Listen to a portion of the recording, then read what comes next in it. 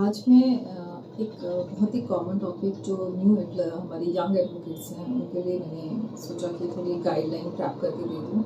How to handle an new case, step by step उसका procedure थोड़ा सा brief में मैं आपको समझाना चाहूँगी। जब कोई क्लाइंट हमारे पास अप्रोच करता है, सबसे पहले हम उस क्लाइंट को मिलना है। उसकी अपॉइंटमेंट जो हमें 24 आवर्स की ड्यूरेशन में सेट करनी है। 24 घंटे के अंदर हमें कोशिश करनी चाहिए उस न्यू क्लाइंट को जो हमें अप्रोच कर रहा है, हम उसे मिलना है। उसकी फैक्ट्स को पूरा समझ करके एक जगह लिखना है और देखना है कि क्या रिलीफ वो सीख करना चाहता है, एनालाइज करना है और एक जगह उसको हमें नोट डाउन करना है। स्टेप बाय स्टेप हमें उस केस की पूरी तैयारी करनी है। अब हमें देखना है कि वो जो रिलीफ सीख करने वाला है वो किस प्रोविज़न के अंदर आएगा। हमें उस प्रोविज़न को सर्च करना है।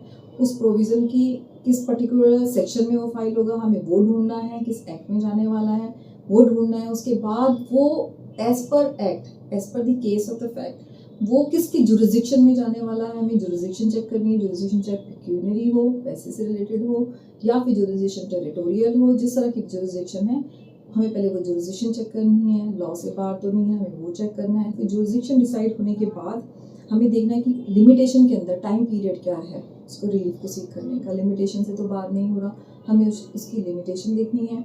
फिर उससे रिलेटेड सारी एविडेंसेस इकट्ठे करनी है, उससे मांगनी है। एविडेंसेस इकट्ठे करने हैं, सारी एनेक्सेस रेडी करने हैं।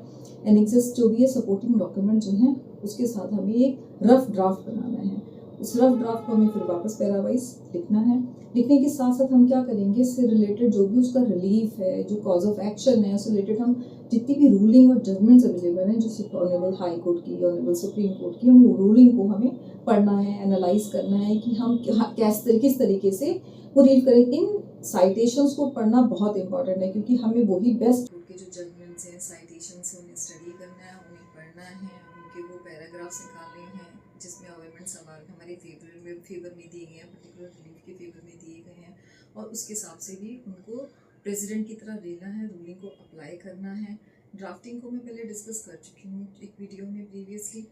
अकॉर्डिंगली हमें वो ड्राफ्ट पूरा फाइनल फिर एक ओल्ड ड्राफ्ट पैटर्न से फॉर्मेट से लेकर के जो पर्टिकुलर कोड का जो फॉर्मेट है उस फॉर्मेट पे उसको हमें ड्राफ्ट करना है। ड्राफ्ट करने के साथ हमें सारे एनेक्सेस लगाने हैं।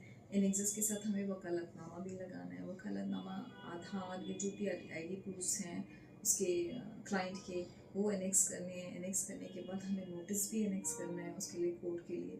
उसके बाद we have to approach the filing department and we have to get it file as per the law. Thank you.